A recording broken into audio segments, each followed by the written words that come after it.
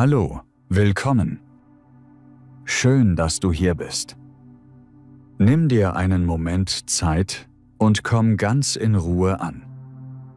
Du musst jetzt nichts leisten. Du musst nichts perfekt verstehen. Du kannst einfach zuhören, Satz für Satz, Wort für Wort. Heute gehen wir gemeinsam durch ein Thema, das viele Menschen kennen. Ein Thema aus dem echten Alltag. Wir sprechen langsam. Wir nehmen uns Zeit und wir lassen die Wörter ihren Platz finden. Manche Wörter kennst du vielleicht schon. Andere sind vielleicht neu. Das ist völlig in Ordnung. Du musst sie nicht sofort behalten. Es reicht, wenn du sie hörst, wenn du sie wahrnimmst und wenn sie nach und nach vertrauter werden. Wiederholung ist etwas Gutes. Wenn ein Wort mehrmals kommt, dann hat das einen Grund. So wächst Verständnis. So wächst Sicherheit. Also atme ruhig ein und aus, lass den Tag für einen Moment los und begleite mich jetzt durch dieses Thema. Heute sprechen wir über das Leben in Deutschland. Leben in Deutschland. Das bedeutet wohnen, arbeiten, lernen, einkaufen, sprechen, verstehen, warten, fragen, versuchen, Fehler machen und wieder weitermachen. Für viele Menschen ist Deutschland ein neues Land. Ein neues Land bedeutet neue Straßen, neue Regeln, neue Wörter, neue Menschen, neue Gewohnheiten und manchmal auch neue Sorgen. Vielleicht bist du neu in Deutschland. Vielleicht bist du erst seit ein paar Wochen hier. Vielleicht bist du schon seit einigen Monaten hier. Vielleicht lebst du schon ein paar Jahre in Deutschland, aber trotzdem fühlst du dich manchmal unsicher. Das ist normal. Normal bedeutet, das passiert vielen Menschen. Du bist nicht allein. Viele Ausländer erleben ähnliche Schwierigkeiten. Schwierigkeit. Das ist ein wichtiges Wort. Schwierigkeit bedeutet, etwas ist nicht einfach. Etwas macht Probleme. Etwas braucht Zeit, Geduld und Übung. Herausforderung. Auch ein wichtiges Wort. Eine Herausforderung ist eine Aufgabe, die schwer ist, aber die man schaffen kann. Schwer, aber möglich. Nicht unmöglich. Eine Herausforderung kann dich müde machen. Eine Herausforderung kann dich nervös machen. Aber eine Herausforderung kann dich auch stärker machen. Stark. Stärker. Du lernst. Du verstehst. Du wächst. Wenn man in ein neues Land kommt, muss man viele Dinge neu lernen. Man muss lernen, wie man mit Behörden spricht. Behörde. Das ist ein Amt, eine offizielle Stelle. Zum Beispiel das Bürgeramt, das Ausländeramt, das Jobcenter, die Krankenkasse. Man muss lernen, wie man eine Wohnung sucht. Man muss lernen, wie man Arbeit findet. Man muss lernen, wie man Deutsch spricht. Man muss lernen, wie man Freunde findet. Man muss lernen, wie man mit Einsamkeit umgeht. Einsamkeit. Das bedeutet, man fühlt sich allein. Nicht nur körperlich allein, sondern im Herzen allein. Aber es gibt Lösungen. Lösung. Das ist das Gegenteil von Problem. Ein Problem ist da. Eine Lösung hilft. Eine Lösung macht das Problem kleiner. Nicht immer sofort. Nicht immer perfekt. aber Schritt für Schritt. Schritt. Ein Schritt ist eine kleine Bewegung nach vorne. Schritt für Schritt bedeutet langsam, ruhig, nicht alles auf einmal. Jetzt beginnen wir. Atme ruhig. Du musst nichts perfekt verstehen. Du kannst einfach lesen. Du kannst hören. Du kannst mitsprechen. Du kannst Wörter wiederholen. Schwierigkeit. Herausforderung. Lösung. Geduld. Hilfe. Mut. Mut bedeutet Courage. Mut bedeutet, ich habe Angst, aber ich mache weiter. Ich weiß nicht alles, aber ich frage. Ich kann noch nicht perfekt Deutsch, aber ich versuche es. Der erste große Bereich ist die Sprache. Sprache. Deutsch. Deutsch ist für viele Menschen schwer. Die Artikel sind schwer. Der, die, das. Der Tisch, die Tür, das Fenster. Warum der? Warum die? Warum das? Manchmal gibt es keine einfache Erklärung. Man muss hören, lesen, wiederholen. Wiederholung hilft. Wiederholung baut Sicherheit auf. Sicherheit bedeutet, ich fühle mich sicherer. Ich habe weniger Angst. Deutsch hat lange Wörter.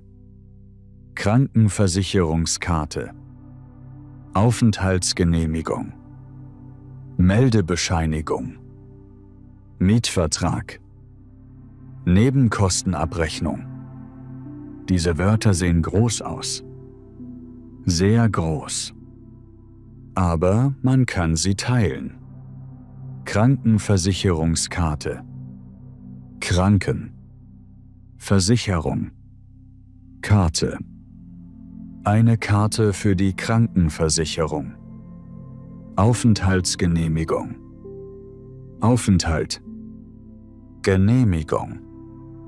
Eine Erlaubnis, in Deutschland zu bleiben. Meldebescheinigung. Melden. Bescheinigung. Ein Papier, das zeigt, dass du angemeldet bist. Wenn du ein Wort nicht verstehst, ist das kein Ende. Kein Ende.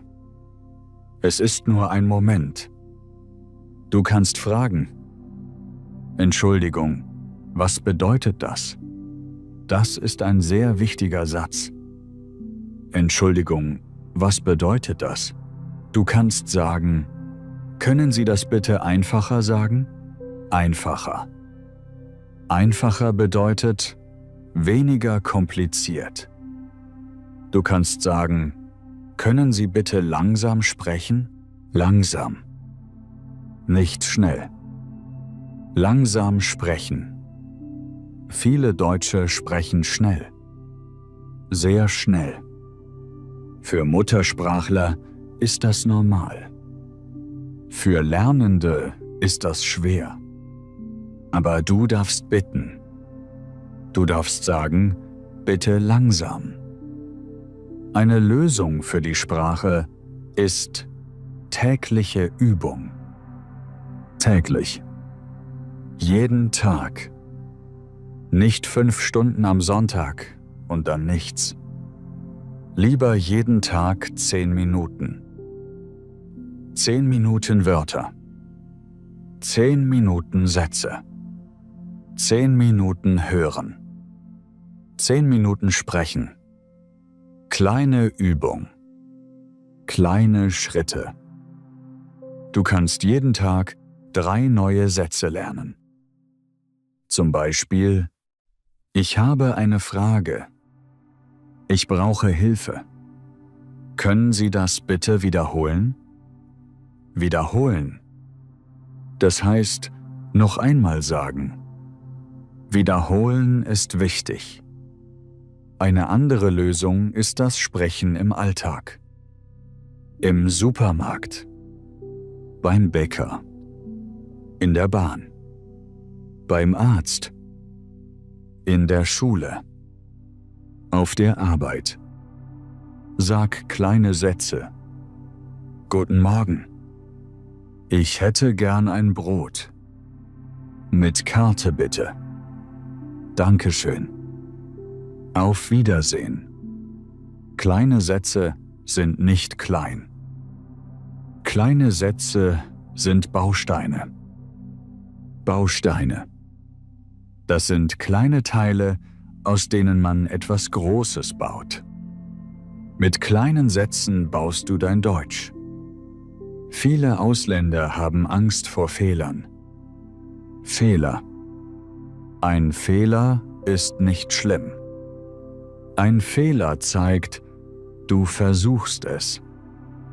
Wenn du nie sprichst, machst du keine Fehler. Aber du lernst auch weniger. Wenn du sprichst, machst du Fehler. Aber du lernst. Fehler sind Lehrer. Lehrer. Sie zeigen dir, hier kannst du besser werden. Sag zu dir selbst, ich darf Fehler machen. Ich darf langsam sprechen. Ich darf suchen. Ich darf fragen. Der zweite Bereich ist die Bürokratie. Bürokratie. Das bedeutet viele Formulare, viele Regeln, viele Termine, viele Papiere. Deutschland ist bekannt für Bürokratie. Bekannt bedeutet, viele Menschen wissen das. In Deutschland braucht man oft ein Formular. Formular? Ein Papier oder ein Online-Dokument mit Fragen. Name, Adresse, Geburtsdatum, Staatsangehörigkeit, Telefonnummer, E-Mail, Unterschrift. Unterschrift bedeutet, dein Name mit der Hand geschrieben. Für viele Ausländer ist Bürokratie sehr stressig. Stressig. Es macht Stress. Du bekommst einen Brief. Der Brief ist lang. Die Sprache ist kompliziert. Du siehst viele Wörter. Frist. Bescheid. Nachweis. Antrag. Unterlagen. Termin. Du wirst nervös. Du denkst, was muss ich tun? Habe ich etwas falsch gemacht? Muss ich zahlen? Muss ich antworten? Atme ruhig. Ein Brief ist zuerst nur ein Brief. Lies langsam. Suche das Datum. Suche die Frist. Frist. Das ist die Zeit, bis wann du etwas machen musst. Zum Beispiel bis zum 15. Mai. Suche, wer den Brief geschickt hat. Ist es die Krankenkasse, das Finanzamt, die Ausländerbehörde, der Vermieter? Suche, was sie wollen. Wollen sie ein Dokument? Wollen sie Geld? Wollen sie eine Antwort? Wollen sie einen Termin? Eine Lösung ist Ordnung. Ordnung. Das bedeutet, Dinge sind sortiert. Alles hat einen Platz. Mache einen Ordner. Ordner. Ein Platz für Papiere. Du kannst Papierordner benutzen oder digitale Ordner auf dem Computer. Ordner für Wohnung.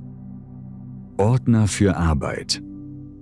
Ordner für Krankenkasse. Ordner für Aufenthalt. Ordner für Steuern. Ordner für Schule oder Universität. Wenn ein Brief kommt, mach ein Foto. Speichere ihn. Schreibe das Datum auf. So verlierst du nichts. Eine andere Lösung ist Hilfe suchen. Hilfe. Du musst Bürokratie nicht allein schaffen. Es gibt Beratungsstellen. Beratungsstelle bedeutet ein Ort, wo Menschen dir Rat geben. Rat. Advice. Es gibt Migrationsberatung. Es gibt Sozialberatung. Es gibt Sprachcafés. Es gibt Vereine. Es gibt manchmal Hilfe bei der Stadt. Es gibt Freunde, Kollegen, Nachbarn. Du kannst sagen, ich verstehe diesen Brief nicht. Können Sie mir helfen? Das ist kein Zeichen von Schwäche. Schwäche bedeutet Weakness. Hilfe fragen ist ein Zeichen von Stärke. Stärke bedeutet Strength. Der dritte Bereich ist die Wohnung. Wohnung. Wohnen ist sehr wichtig. Wenn du keine sichere Wohnung hast, ist alles schwerer. Schlafen ist schwerer. Lernen ist schwerer. Arbeiten ist schwerer.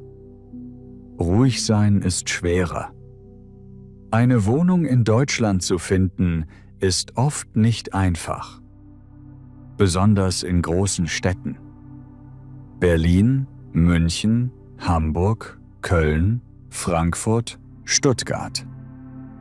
Viele Menschen suchen. Wenige Wohnungen sind frei. Die Miete ist hoch. Miete. Das ist das Geld, das du jeden Monat für die Wohnung zahlst. Du brauchst oft viele Unterlagen. Unterlagen. Dokumente. Mieterselbstauskunft. Gehaltsnachweise. Schufa-Auskunft. Arbeitsvertrag. Kopie vom Ausweis. Für Ausländer ist das schwierig. Vielleicht hast du noch keine Schufa. Vielleicht hast du noch keinen festen Arbeitsvertrag. Vielleicht verstehst du die Anzeige nicht. Anzeige. Das ist die Information über die Wohnung. Eine Lösung ist Vorbereitung. Vorbereitung bedeutet, du machst dich bereit. Erstelle eine kleine Bewerbungsmappe. Bewerbungsmappe für Wohnung. Darin sind deine wichtigsten Unterlagen. Dein Ausweis oder Pass. Dein Visum oder Aufenthaltstitel, wenn nötig.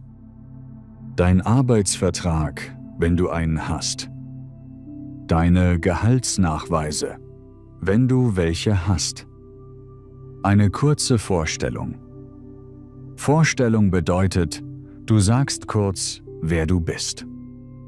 Guten Tag, mein Name ist, ich arbeite als, ich suche eine ruhige Wohnung. Ich bin zuverlässig und freundlich. Zuverlässig. Das bedeutet, man kann dir vertrauen. Du zahlst pünktlich. Du hältst dich an Regeln. Schreibe höfliche Nachrichten. Höflich. Polite. Nicht zu lang. Nicht zu kurz. Zum Beispiel, Guten Tag, ich interessiere mich sehr für Ihre Wohnung. Ich bin berufstätig und suche eine langfristige Wohnung. Die Unterlagen kann ich Ihnen gern senden. Über einen Besichtigungstermin würde ich mich sehr freuen. Mit freundlichen Grüßen. Das ist gut. Klar. Höflich. Ruhig. Eine andere Lösung ist flexibel sein. Flexibel. Das bedeutet nicht nur eine Möglichkeit. Vielleicht findest du zuerst ein WG-Zimmer. WG. Wohngemeinschaft. Das bedeutet, mehrere Menschen wohnen zusammen. Jeder hat ein Zimmer, Küche und Bad werden geteilt. Vielleicht findest du zuerst eine kleine Wohnung. Vielleicht wohnst du zuerst etwas außerhalb. Außerhalb bedeutet, nicht direkt im Zentrum. Dann kannst du später weitersuchen. Erste Wohnung. Danach bessere Wohnung. Schritt für Schritt. Der vierte Bereich ist Geld. Geld ist ein sensibles Thema. Sensibel. Das bedeutet, man fühlt viel dabei. Geld macht Sicherheit. Aber Geld kann auch Sorgen machen. In Deutschland gibt es viele Kosten. Miete, Strom, Heizung, Internet, Handy, Versicherung, Essen, Fahrkarte, Kleidung, Arzt, Medikamente, Gebühren, Rundfunkbeitrag. Rundfunkbeitrag ist eine Gebühr für öffentlich-rechtliche Medien. Viele Ausländer kennen das nicht. Dann kommt ein Brief.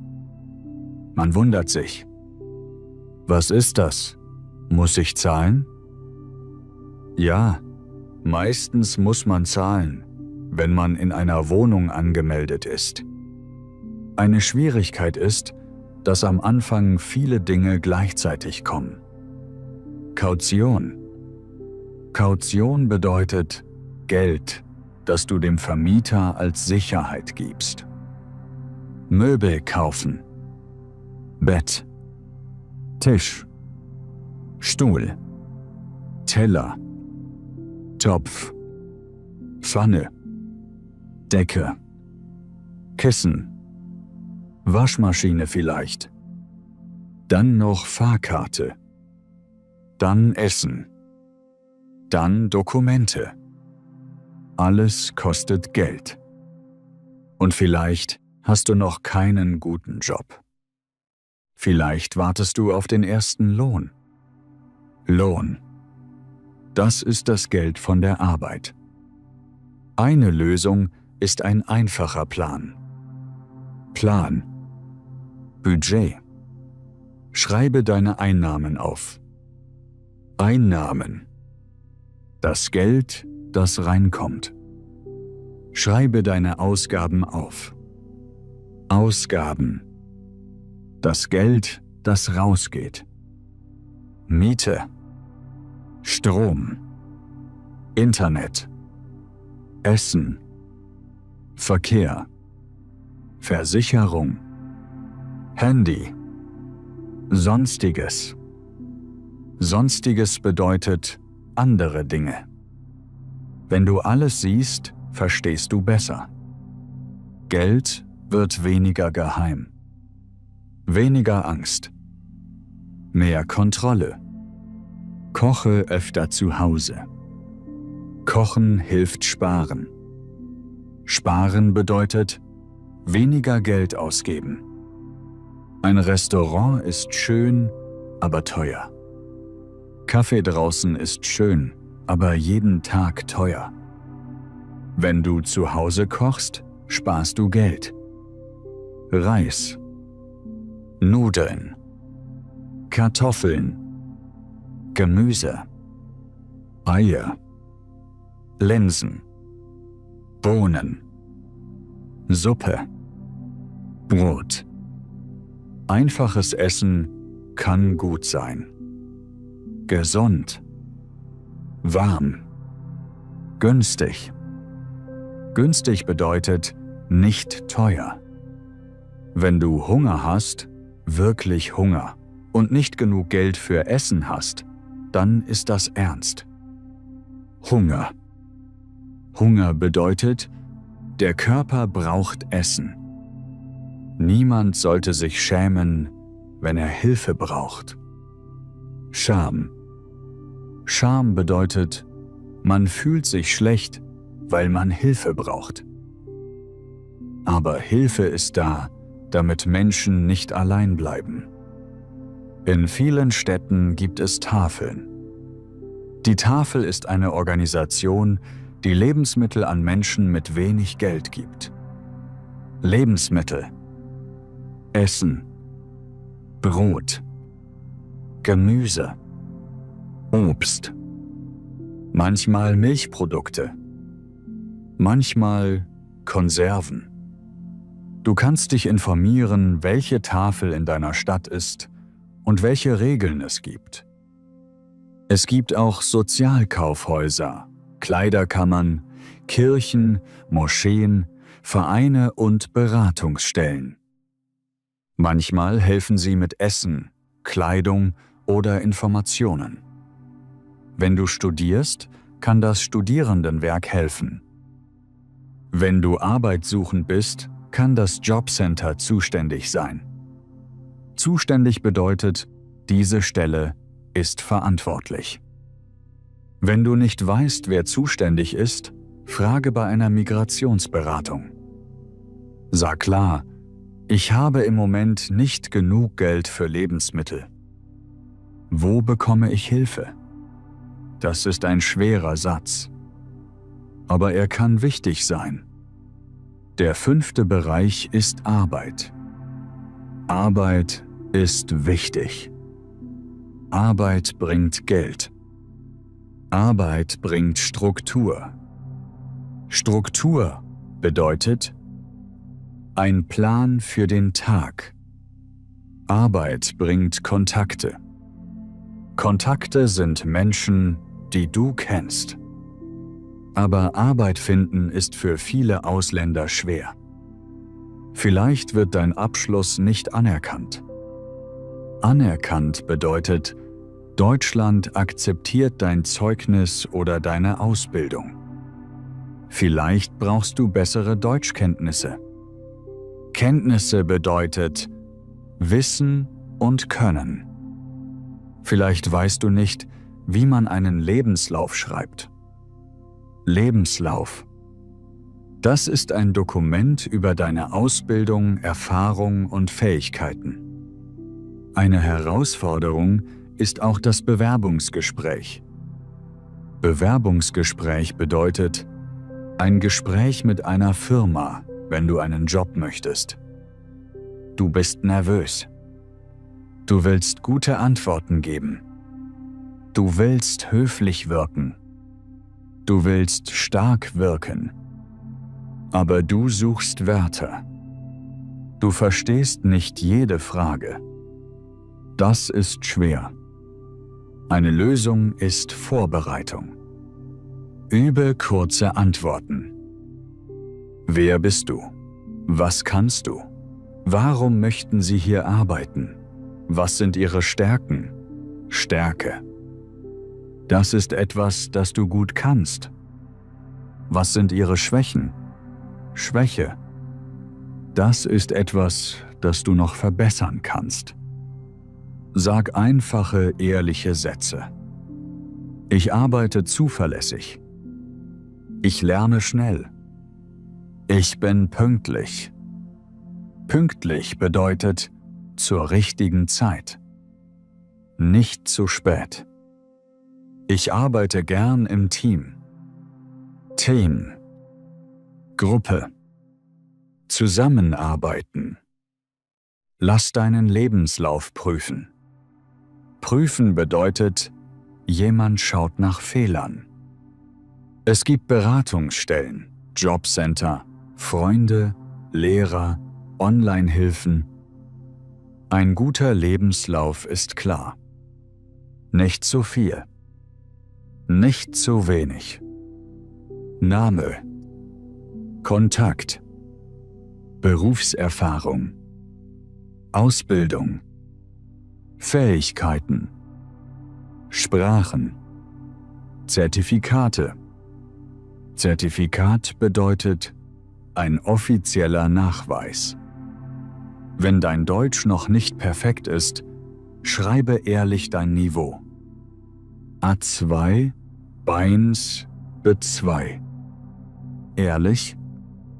Honest. Ehrlichkeit ist wichtig. Wenn du am Anfang nicht deinen Traumjob findest, ist das traurig, aber nicht das Ende. Traumjob. Der perfekte Job. Manchmal beginnt man mit einem einfachen Job. Einfacher Job. Dann lernt man Deutsch. Dann bekommt man Erfahrung in Deutschland. Dann versteht man den Arbeitsmarkt besser. Arbeitsmarkt.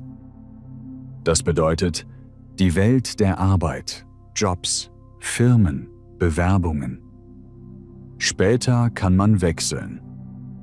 Wechseln bedeutet zu etwas anderem gehen. Schritt für Schritt. Der 6. Bereich ist die Kultur. Kultur bedeutet, wie Menschen leben, sprechen, denken, feiern, arbeiten und miteinander umgehen. In Deutschland gibt es bestimmte Gewohnheiten. Gewohnheit. Etwas, das Menschen oft tun. Pünktlichkeit ist wichtig. Viele Menschen möchten, dass du pünktlich bist. Wenn ein Termin um 10 Uhr ist, komm nicht um 10:20 Uhr. Komm lieber um 9:55 Uhr. Wenn du zu spät bist, schreibe eine Nachricht. Entschuldigung, ich komme 10 Minuten später. Das ist höflich. Direktheit ist auch wichtig. Viele Deutsche sprechen direkt. Direkt bedeutet, sie sagen klar, was sie meinen. Für manche Ausländer klingt das kalt. Kalt. Nicht warm. Aber oft ist es nicht böse gemeint. Es ist nur direkt. Zum Beispiel sagt jemand, das ist falsch. Das klingt hart. Aber vielleicht meint die Person nur, hier ist ein Fehler. Nicht, du bist schlecht. Man muss lernen, Kritik nicht immer persönlich zu nehmen. Kritik. Das bedeutet, jemand sagt, was besser werden kann. Eine Lösung ist beobachten. Beobachten bedeutet schauen und lernen. Wie sprechen Menschen im Supermarkt? Wie stehen sie in der Schlange? Wie begrüßen sie sich? Wie verabschieden sie sich? Wie schreiben sie E-Mails? Beobachten hilft. Fragen hilft auch. Wie macht man das hier normalerweise? Normalerweise. Usually. Ist das in Deutschland üblich? Üblich bedeutet etwas, das viele Menschen machen. Gleichzeitig musst du nicht deine eigene Kultur verlieren. Verlieren bedeutet, etwas nicht mehr haben.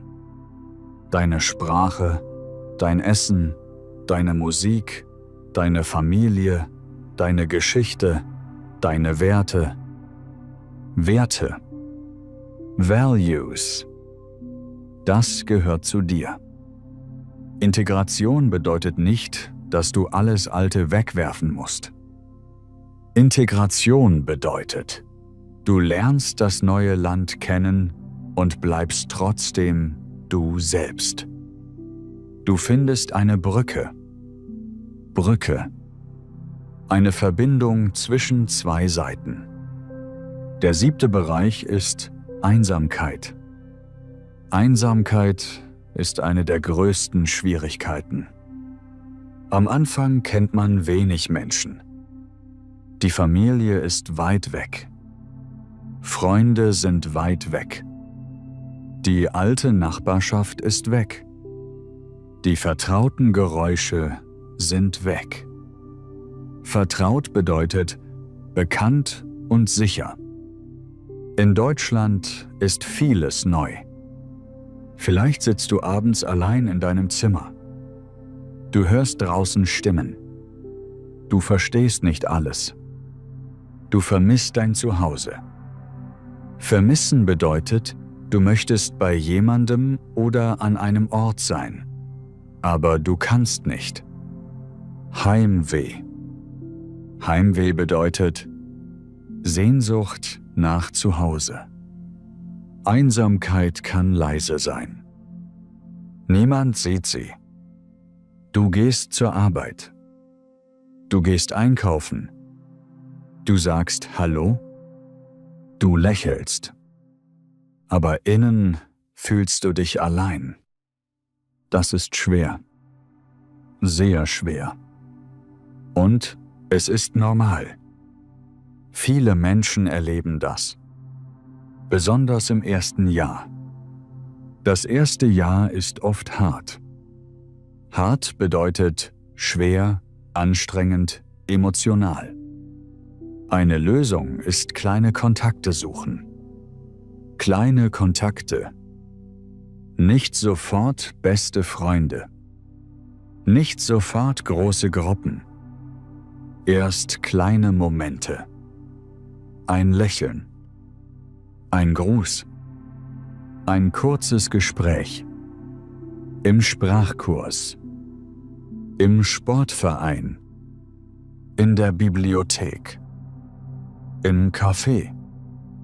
In der Nachbarschaft. Beim Ehrenamt. Ehrenamt bedeutet freiwillig helfen, ohne Geld oder mit wenig Geld. Zum Beispiel in einem Verein, bei einer Tafel, bei einem Stadtfest, in einer Schule. Ehrenamt hilft, Menschen kennenzulernen. Du hilfst anderen und bekommst Kontakt.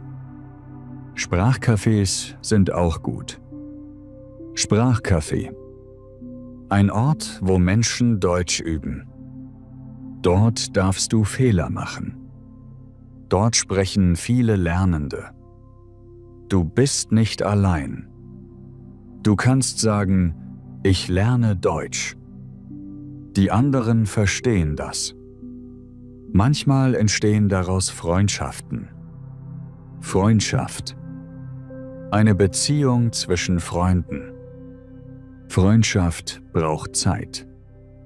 Zeit, Geduld, kleine Gespräche, Vertrauen. Der 8. Bereich ist Gesundheit. Gesundheit ist wichtig. Körperliche Gesundheit und psychische Gesundheit. Körperlich bedeutet der Körper. Psychisch bedeutet die Gefühle, der Kopf, die Seele. Seele, das innere Gefühl.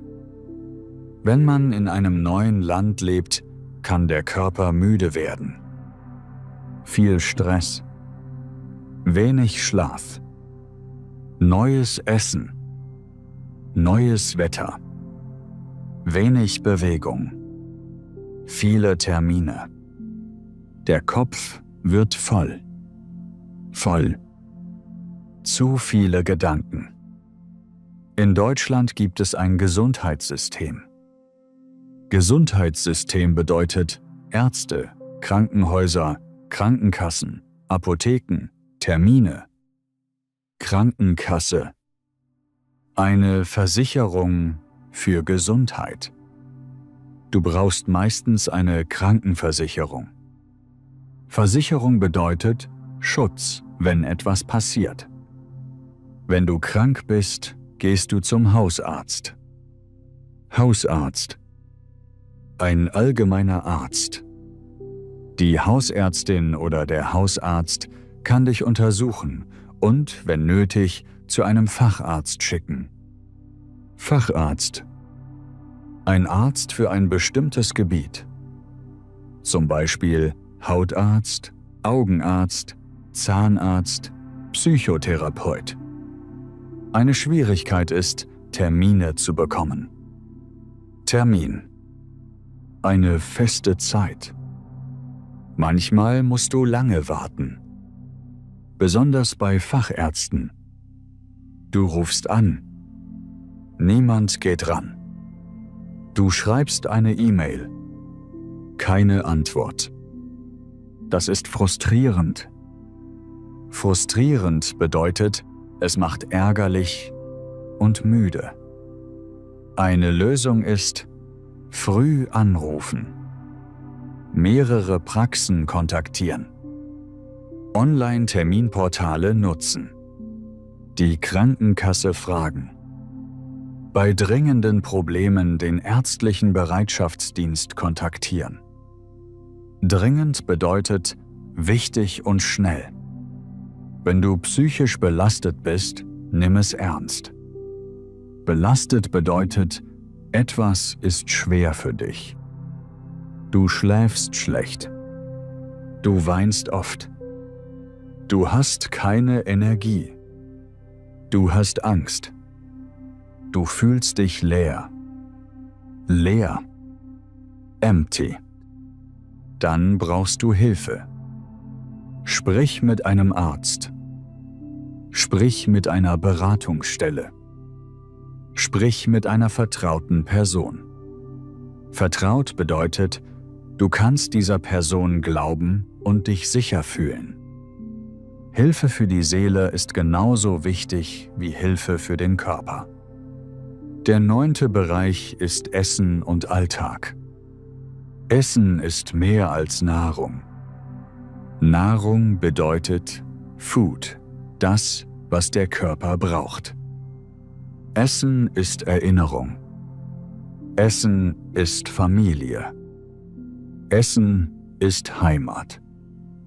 Heimat. Der Ort oder das Gefühl von zu Hause.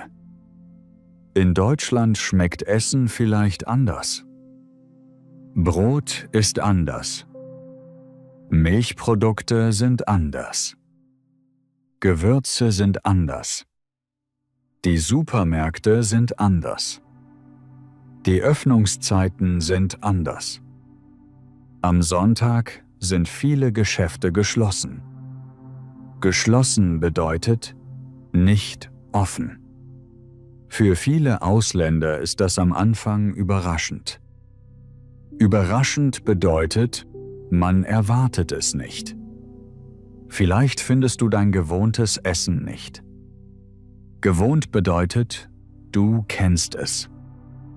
Vielleicht ist es teuer. Vielleicht musst du weit fahren, um bestimmte Produkte zu kaufen. Vielleicht weißt du nicht, wie die Zutaten auf Deutsch heißen. Zutaten. Das sind Dinge, die man zum Kochen benutzt. Reis, Öl, Salz, Gemüse, Fleisch, Gewürze. Gewürz bedeutet Spice. Pfeffer, Paprika, Kurkuma, Kreuzkümmel. Eine Lösung ist, Wörter für Lebensmittel zu lernen. Lebensmittel. Gemüse. Obst. Fleisch. Fisch. Hähnchen. Rindfleisch. Schweinefleisch. Reis. Nudeln. Kartoffeln. Mehl. Zucker. Salz. Öl. Essig. Milch. Joghurt. Käse. Brot. Eier. Bohnen. Linsen. Wenn du diese Wörter kennst, wird Einkaufen leichter. Leichter. Nicht mehr so schwer. Mache Fotos von Produkten. Übersetze die Namen. Schreibe eine Einkaufsliste. Einkaufsliste. Eine Liste für den Supermarkt. Wenn du wenig Geld hast, plane einfache Mahlzeiten. Mahlzeit. Frühstück, Mittagessen, Abendessen. Reis mit Gemüse. Kartoffeln mit Quark. Nudeln mit Tomatensauce. Suppe mit Linsen. Brot mit Ei. Haferflocken mit Milch oder Wasser. Haferflocken.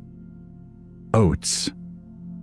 Günstig, einfach, sättigend. Sättigend bedeutet, es macht satt. Satt bedeutet, nicht mehr hungrig. Der 10. Bereich ist das Wetter. Wetter klingt einfach, aber Wetter beeinflusst das Leben. Beeinflussen bedeutet, etwas hat Wirkung. In Deutschland gibt es Winter. Winter kann dunkel sein, kalt, nass, grau. Die Sonne geht früh unter. Untergehen. Die Sonne verschwindet. Viele Menschen fühlen sich im Winter müde. Besonders Menschen aus warmen Ländern. Der Körper vermisst Licht. Licht. Brightness. Sonne. Wärme. Eine Schwierigkeit ist die Kleidung. Wenn du nicht warm genug angezogen bist, wirst du krank oder fühlst dich schlecht. Du brauchst Jacke, Schal, Mütze, Handschuhe, warme Schuhe. Schichten helfen. Schicht bedeutet Layer. T-Shirt, Pullover, Jacke. Mehrere Schichten halten warm. Halten warm. Keep warm. Eine Lösung ist Vorbereitung auf Jahreszeiten. Jahreszeit. Frühling, Sommer, Herbst, Winter. Im Herbst wird es kühler. Im Winter wird es kalt. Kaufe warme Kleidung früh. Nicht erst, wenn du frierst. Frieren bedeutet sehr kalt fühlen. Suche günstige Kleidung in Secondhand-Läden. Secondhand bedeutet gebraucht, aber noch gut. Dort findest du Jacken, Pullover, Schuhe, manchmal viel günstiger. Im Winter hilft Routine. Routine bedeutet feste Gewohnheit. Geh raus, wenn es hell ist. Auch kurz. 10 Minuten Licht. Mach Bewegung. Bewegung. Walk, Sport, Dehnung. Triff Menschen. Trink warmen Tee. Mach dein Zimmer gemütlich. Gemütlich bedeutet warm, angenehm, sicher. Kleine Dinge helfen gegen graue Tage. Der 11. Bereich ist Diskriminierung. Diskriminierung ist ein schweres Wort. Es bedeutet, Menschen werden schlechter behandelt, weil sie anders aussehen, anders sprechen, aus einem anderen Land kommen, eine andere Religion haben oder einen anderen Namen haben. Das ist nicht richtig. Das tut weh. Wehtun. Es verletzt. Verletzen bedeutet hört, emotional oder körperlich.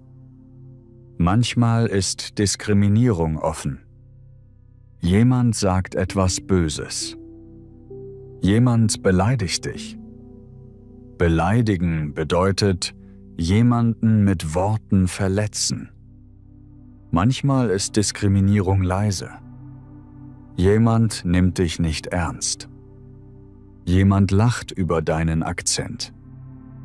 Akzent bedeutet die Art, wie du sprichst. Jemand sagt, ihr Ausländer, das kann sehr wehtun.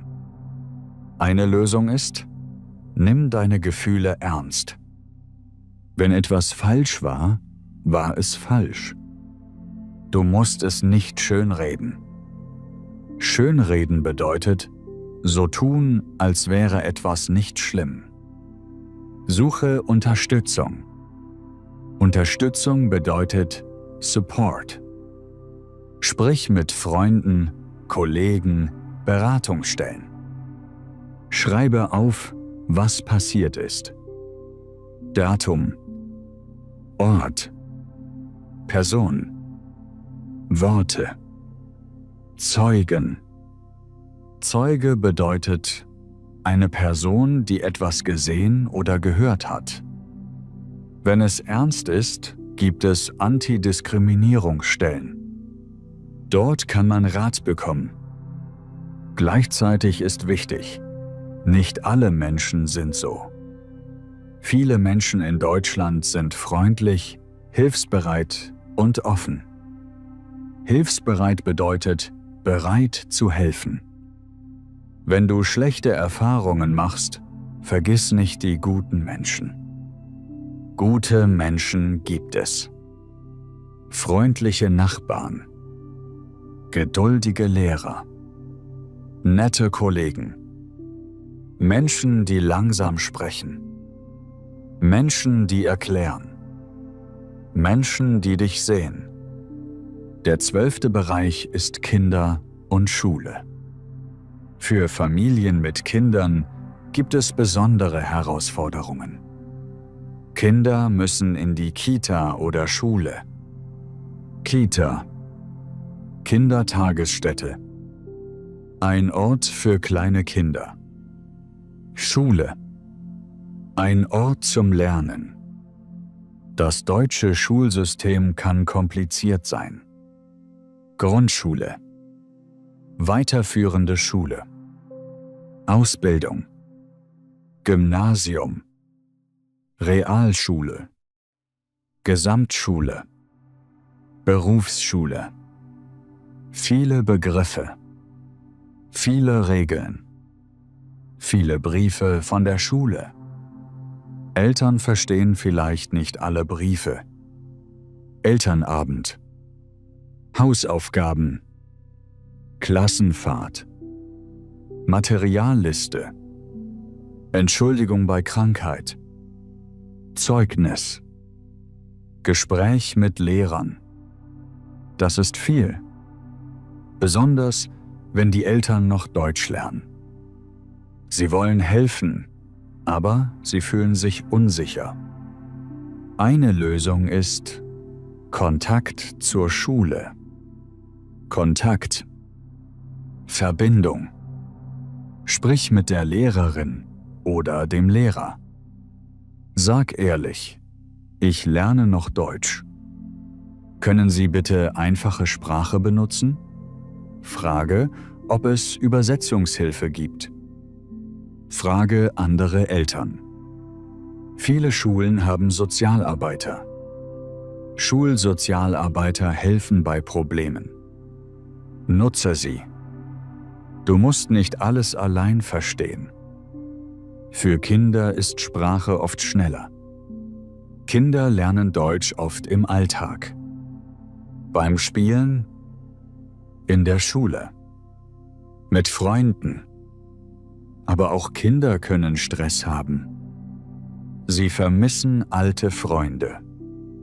Sie fühlen sich anders. Sie müssen zwei Welten verbinden. Zu Hause eine Sprache, draußen Deutsch. Das kann stark machen, aber auch müde. Eltern können helfen, indem sie zuhören. Zuhören. Nicht sofort lösen. Erst hören. Wie war dein Tag? Was war schwer? Was war schön? Schön. Wichtig. Warn. Der 13. Bereich ist Studium und Ausbildung. Viele Ausländer kommen nach Deutschland zum Studieren oder für eine Ausbildung. Studium. Universität. Ausbildung. Beruf lernen. Beides kann gut sein. Aber beides kann schwer sein. Im Studium gibt es Vorlesungen, Seminare, Prüfungen, Hausarbeiten, Vorlesung. Ein Kurs an der Universität. Prüfung. Test. Hausarbeit. Eine schriftliche Arbeit. In der Ausbildung gibt es Betrieb und Berufsschule. Betrieb. Firma oder Arbeitsplatz. Berufsschule. Schule für den Beruf. Die Schwierigkeit ist oft nicht nur das Fach. Fach bedeutet Subject. Die Schwierigkeit ist die Sprache. Fachsprache. Spezielle Wörter. Zum Beispiel Medizin, Technik, Pflege, Informatik, Recht, Wirtschaft. Du verstehst die Grundidee, aber die Wörter sind schwer. Dann fühlst du dich langsam. Langsam. Aber langsam bedeutet nicht dumm. Langsam in einer neuen Sprache ist normal. Du bist nicht weniger intelligent. Du arbeitest nur in einer zweiten oder dritten Sprache. Eine Lösung ist aktives Lernen. Aktiv. Nicht nur lesen. Schreibe Wörter auf. Erkläre sie in einfachen Sätzen. Mache Beispiele. Sprich mit anderen Lernenden. Frage Dozenten oder Ausbilder. Dozent. Lehrer an der Universität. Ausbilder. Person, die in der Ausbildung hilft. Nutze Sprechstunden. Sprechstunde. Eine Zeit, in der du Fragen stellen kannst. Viele fragen nicht, weil sie Angst haben. Aber Fragen sind erlaubt. Fragen zeigen Interesse. Der 14. Bereich ist Freundschaft mit Deutschen. Viele Ausländer sagen, es ist schwer, deutsche Freunde zu finden. Sie treffen nette Menschen, aber die Beziehung bleibt oberflächlich. Oberflächlich bedeutet nicht tief. Man sagt Hallo, man redet kurz, aber man trifft sich nicht privat. Das kann enttäuschend sein. Enttäuschend bedeutet, man hatte Hoffnung, aber es passiert nicht. In Deutschland planen viele Menschen ihre Zeit. Sie treffen Freunde nicht immer spontan. Spontan bedeutet ohne Plan, sofort. Viele machen Termine. Sogar für Kaffee. Hast du nächste Woche Zeit? Für Menschen aus anderen Kulturen wirkt das kalt. Aber oft ist es einfach Organisation. Organisation. Planen. Kalender. Termine. Eine Lösung ist Geduld und klare Einladung. Sag konkret, möchtest du am Samstag um 15 Uhr einen Kaffee trinken? Konkret bedeutet genau. Nicht nur, wir sollten mal etwas machen. Das ist zu offen. Besser, Tag, Uhrzeit, Ort. Wenn die Person Nein sagt, ist das nicht immer Ablehnung. Ablehnung bedeutet, jemand will dich nicht. Vielleicht hat die Person wirklich keine Zeit. Frag später noch einmal. Aber nicht zu oft. Balance. Balance bedeutet Gleichgewicht. Suche auch internationale Freundschaften. Menschen aus anderen Ländern verstehen oft ähnliche Erfahrungen. Sie wissen, wie es ist, neu zu sein. Du musst nicht nur deutsche Freunde haben, um in Deutschland gut zu leben. Ein gutes Netzwerk kann gemischt sein. Deutsche Freunde, internationale Freunde, Freunde aus deinem Heimatland, Kollegen, Nachbarn. Netzwerk. Menschen, die verbunden sind. Der 15. Bereich ist Selbstvertrauen. Selbstvertrauen bedeutet Vertrauen in dich selbst. Viele Ausländer verlieren am Anfang Selbstvertrauen. Im Heimatland waren sie stark. Sie hatten Arbeit, Familie, Freunde, Sprache, Wissen, Status.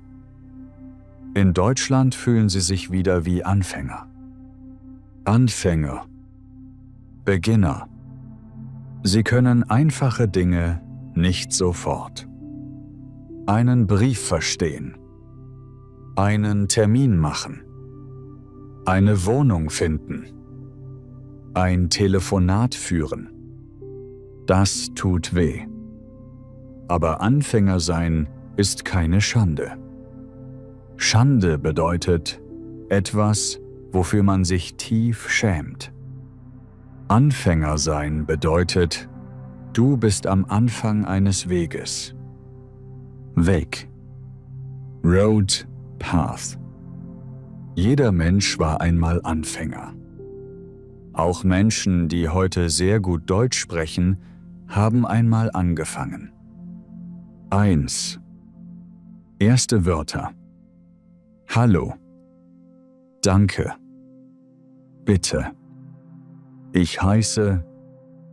Ich wohne. Dann A2. Dann B1. Dann B2. Schritt für Schritt. Eine Lösung ist, Erfolge zu sehen. Erfolg. Success. Nicht nur große Erfolge. Kleine Erfolge. Du hast allein einen Termin gemacht. Erfolg. Du hast einen Brief verstanden. Erfolg. Du hast im Supermarkt gefragt. Erfolg. Du hast den Bus genommen und bist richtig angekommen. Erfolg. Du hast einem Nachbarn Hallo gesagt. Erfolg. Schreibe Erfolge auf. Erfolgstagebuch. Ein Tagebuch für Erfolge. Jeden Abend ein Satz. Heute habe ich etwas geschafft. Geschafft. Done. I made it. Der 16. Bereich ist Heimweh und Familie. Heimweh kommt manchmal plötzlich. Plötzlich bedeutet auf einmal. Du riechst ein Essen. Du hörst ein Lied. Du siehst ein Foto. Dann kommt Traurigkeit. Traurigkeit bedeutet Sadness. Du denkst an Familie. Mutter. Vater. Geschwister. Freunde. Alte Straßen. Alte Sprache. Alte Geräusche. Du vermisst Feste, Geburtstage, normales Zusammensein. Eine Lösung ist Verbindung halten. Verbindung. Connection. Ruf deine Familie an. Aber nicht so viel, dass du nur noch im alten Leben bist. Balance. Alte Verbindung und neues Leben. Schicke Fotos. Erzähle kleine Dinge. Heute habe ich Schnee gesehen. Heute habe ich ein neues Wort gelernt. Heute habe ich deutsches Brot gekauft. Kleine Geschichten verbinden. Baue auch Rituale in Deutschland. Ritual. Eine feste Handlung mit Bedeutung. Jeden Sonntag kochst du ein Essen aus deiner Heimat. Jeden Freitag trinkst du Tee mit einem Freund. Jeden Morgen lernst du 10 Minuten Deutsch. Jeden Abend gehst du spazieren. Rituale geben Halt. Halt bedeutet Stabilität, etwas zum Festhalten. Der 17. Bereich ist Sicherheit und Regeln im Alltag. In Deutschland gibt es viele Regeln. Mülltrennung, Ruhezeiten, Hausordnung, Verkehrsregeln, Datenschutz, Verträge, Kündigungsfrist. Manche Regeln sind neu. Mülltrennung bedeutet Müll sortieren. Papier, Plastik, Bio, Restmüll, Glas. Am Anfang ist das verwirrend. Verwirrend bedeutet confusing. Welche Tonne? Blaue Tonne? Gelbe Tonne? Braune Tonne? Schwarze Tonne? Manchmal ist es anders, je nach Stadt. Ruhezeiten sind auch wichtig. Ruhezeit bedeutet eine Zeit, in der man leise sein soll. Zum Beispiel nachts oder sonntags. Nicht laut bohren. Nicht sehr laute Musik. Nicht spät Möbel bewegen. In manchen Häusern ist die Hausordnung streng.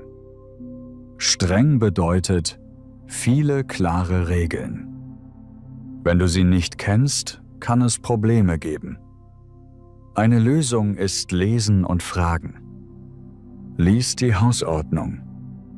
Frage den Vermieter oder Nachbarn. Wann sind Ruhezeiten? Wo kommt der Müll hin? Wann wird Papier abgeholt? Solche Fragen sind normal. Sie zeigen, dass du respektvoll bist. Respektvoll. Du respektierst die Regeln und die anderen Menschen. Der 18. Bereich ist Verträge. Vertrag. Ein offizielles Papier oder eine Vereinbarung. In Deutschland gibt es viele Verträge. Mietvertrag, Arbeitsvertrag, Handyvertrag, Internetvertrag, Fitnessstudiovertrag, Versicherungsvertrag. Verträge können lange dauern. Wenn du unterschreibst, bist du gebunden. Gebunden bedeutet, du musst dich daran halten. Manchmal gibt es eine Kündigungsfrist. Kündigungsfrist bedeutet, du musst vorher sagen, wenn du den Vertrag beenden willst. Zum Beispiel 3 Monate vorher. Eine Schwierigkeit ist, dass Verträge komplizierte Sprache benutzen. Man versteht nicht alles. Aber man unterschreibt trotzdem, weil man schnell fertig sein will. Das kann später teuer werden. Teuer. Expensive. Eine Lösung ist, unterschreibe nicht sofort, wenn du unsicher bist. Sag, ich möchte den Vertrag zuerst in Ruhe lesen. In Ruhe. Ohne Druck. Nimm den Vertrag mit. Übersetze wichtige Stellen. Frage jemanden. Achte auf Preis, Laufzeit, Kündigungsfrist, zusätzliche Kosten. Zusätzlich bedeutet extra. Der 19. Bereich ist Mobilität. Mobilität bedeutet, wie du dich bewegst. Bus, Bahn, Zug, Fahrrad, Auto, zu Fuß. In Deutschland sind öffentliche Verkehrsmittel wichtig. Öffentliche Verkehrsmittel. Bus, U-Bahn, S-Bahn, Straßenbahn, Zug. Für Ausländer ist das System manchmal schwer. Tarifzone. Ticketautomat. Deutschlandticket. Kontrolle. Verspätung. Gleis. Bahnsteig. Umsteigen. Aussteigen. Einsteigen. Eine Lösung ist, Grundwörter zu lernen. Ticket. Fahrkarte, Gleis, Bahnsteig, Haltestelle, Richtung, Verspätung, Anschluss, Umstieg, Kontrolle. Wenn du diese Wörter kennst, wird Reisen leichter. Nutze Apps. Aber vertraue nicht nur der App. Schau auch auf Schilder. Schild. Ein Zeichen mit Information. Frage Menschen: Entschuldigung, fährt dieser Zug nach? Oder ist das die richtige Richtung? Die meisten helfen kurz. Der 20. Bereich ist Umgang mit Problemen. Umgang bedeutet, wie du mit etwas arbeitest, wie du reagierst. Probleme kommen. Das ist sicher. Kleine Probleme. Große Probleme. Brief verloren. Termin verpasst. Geld knapp. Krankheit. Streit mit Vermieter. Stress bei der Arbeit. Einsamkeit. Deutschprüfung nicht bestanden. Nicht bestanden bedeutet Fail. Das fühlt sich schlecht an. Aber ein Problem ist nicht dein ganzes Leben. Es ist ein Teil. Ein Teil. Nicht alles. Wenn ein Problem kommt, mache 3 Schritte. Schritt 1. Ruhe. Atme. Nicht sofort Panik. Panik bedeutet starke Angst. Schritt 2. Information. Was genau ist passiert? Was brauche ich? Wer ist zuständig? Bis wann? Schritt 3. Hilfe und Aktion. Wen kann ich fragen? Was kann ich heute tun? Nicht alles. Nur das nächste Richtige. Das nächste Richtige bedeutet der nächste kleine sinnvolle Schritt. Zum Beispiel, du bekommst einen Brief vom Amt. Schritt 1. Ruhig bleiben. Schritt 2. Datum, Frist, Forderung suchen. Schritt 3. Beratungsstelle fragen oder Antwort schreiben. Beispiel: Du hast nicht genug Geld für Essen. Schritt 1. Scham loslassen. Schritt 2. Prüfen, was du hast und was fehlt. Schritt 3. Tafel, Beratungsstelle, Jobcenter, Freunde, Verein kontaktieren. Beispiel: Du fühlst dich einsam. Schritt 1. Gefühl akzeptieren. Akzeptieren bedeutet annehmen. Schritt 2. Überlegen, wann es besonders schlimm ist. Abends, Wochenende, Winter. Schritt 3. Einen kleinen Kontakt planen. Sprachcafé, Sport, Spaziergang, mit jemandem, Anruf. Ein wichtiges Wort ist Geduld. Geduld bedeutet warten können, ohne aufzugeben. Deutschland verstehen braucht Zeit. Deutsch lernen braucht Zeit. Freundschaften brauchen Zeit. Arbeit finden braucht Zeit. Wohnung finden braucht Zeit. Du musst nicht alles in einem Monat schaffen. Du musst nicht jeden Tag stark sein. Du darfst müde sein. Du darfst traurig sein. Du darfst Hilfe brauchen. Aber gib dich nicht auf. Aufgeben bedeutet stoppen, nicht mehr versuchen. Gib nicht auf. Ein anderes wichtiges Wort ist Selbstfürsorge. Selbstfürsorge bedeutet, gut für dich selbst sorgen. Essen, Schlaf, Bewegung, Ruhe, Kontakt, kleine Freude. Freude bedeutet Joy. Selbstfürsorge ist nicht Luxus. Luxus bedeutet etwas sehr Besonderes, nicht notwendig. Selbstfürsorge ist notwendig. Notwendig bedeutet, man braucht es. Wenn du immer nur kämpfst, wirst du leer. Deshalb brauchst du Pausen.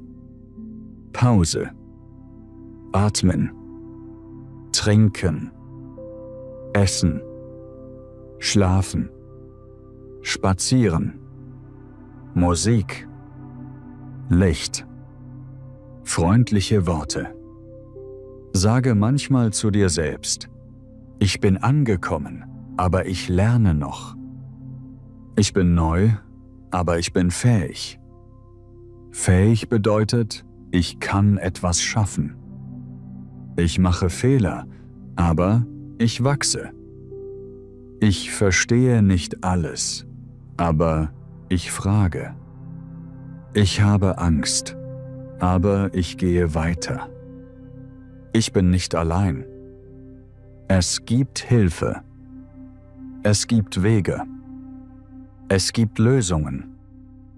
Leben in Deutschland ist nicht immer leicht. Es gibt Schwierigkeiten. Sprache, Bürokratie, Wohnung, Geld, Arbeit, Kultur, Einsamkeit, Gesundheit, Essen, Wetter, Diskriminierung, Schule, Studium, Verträge, Verkehr, viele Dinge. Aber es gibt auch Chancen. Chance bedeutet Möglichkeit. Eine Chance auf Sicherheit. Eine Chance auf Bildung. Eine Chance auf Arbeit. Eine Chance auf neue Freunde. Eine Chance auf ein neues Leben. Neues Leben bedeutet nicht perfektes Leben. Es bedeutet ein Leben, das du Schritt für Schritt aufbaust. Du darfst langsam sein. Langsam ist nicht schlecht. Langsam ist oft stabil.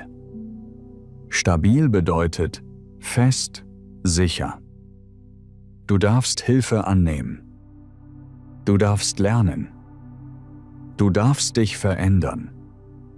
Du darfst deine Heimat lieben und trotzdem in Deutschland wachsen. Du darfst 2 Welten in dir tragen. 2 Sprachen. 2 Kulturen. 2 Geschichten. Das ist nicht immer einfach. Aber es ist reich. Reich bedeutet hier nicht nur Geld. Reich bedeutet voll von Erfahrung, Wissen und Gefühl. Am Ende ist der wichtigste Satz vielleicht dieser: Du musst nicht perfekt sein, um weiterzukommen. Weiterkommen bedeutet Fortschritt machen. Du brauchst nur den nächsten Schritt. Heute ein Wort. Morgen ein Satz. Diese Woche ein Termin. Diesen Monat ein neuer Kontakt. Dieses Jahr mehr Sicherheit. Schritt für Schritt. Ruhig. Geduldig. Mutig. Schwierigkeit. Herausforderung. Lösung. Geduld. Hilfe. Mut. Diese Wörter begleiten dich. Begleiten bedeutet mit dir gehen. Sie gehen mit dir durch den Alltag. Wenn ein Problem kommt, erinnerst du dich. Es gibt einen nächsten Schritt. Wenn du müde bist, erinnerst du dich. Pause ist erlaubt. Wenn du Angst hast, erinnerst du dich, Fragen ist erlaubt. Wenn du dich allein fühlst, erinnerst du dich, Kontakt ist möglich. Wenn du Hunger hast, erinnerst du dich, Hilfe ist da und du darfst sie nutzen. Du bist auf einem Weg. Vielleicht ist der Weg lang. Vielleicht ist er manchmal dunkel. Vielleicht ist er manchmal kalt. Aber auf dem Weg gibt es auch Licht. Kleine Lichter. Ein freundliches Lächeln. Ein verstandener Satz. Ein gelöster Brief. Ein gutes Essen. Ein warmer Tee. Ein neuer Freund. Ein sicherer Schlaf. Ein Tag, an dem du merkst, es wird besser. Langsam, aber besser. Und jetzt atme ruhig. Du hast viel gelesen, viele Wörter, viele Gedanken. Leben. Deutschland. Schwierigkeiten. Lösungen. Ausländer. Alltag. Mut. Hilfe. Geduld. Vielleicht verstehst du nicht jedes Wort. Das ist in Ordnung. Dein Gehirn arbeitet trotzdem. Es hört, es liest, es speichert. Wiederholung macht vertraut. Vertrautheit macht sicher. Sicherheit macht mutig. Und Mut hilft dir, weiterzugehen. Du bist nicht allein. Du lernst. Du wächst. Du findest Wege. Schritt für Schritt. Tag für Tag. Wort für Wort. Leben in Deutschland ist eine Herausforderung. Ja. Aber es ist auch eine Möglichkeit. Eine Möglichkeit, stärker zu werden. Eine Möglichkeit, neue Türen zu öffnen. Tür. Eine Tür ist ein Eingang. Manchmal ist sie geschlossen. Aber manchmal findest du einen Schlüssel. Schlüssel. Ein Schlüssel öffnet die Tür. Wissen ist ein Schlüssel. Sprache ist ein Schlüssel. Hilfe ist ein Schlüssel. Geduld ist ein Schlüssel. Mut ist ein Schlüssel. Nimm diese Schlüssel mit. Öffne eine Tür nach der anderen. Nicht alle Türen heute. Nur eine. Eine kleine Tür. Ein kleiner Schritt. Und dann der nächste.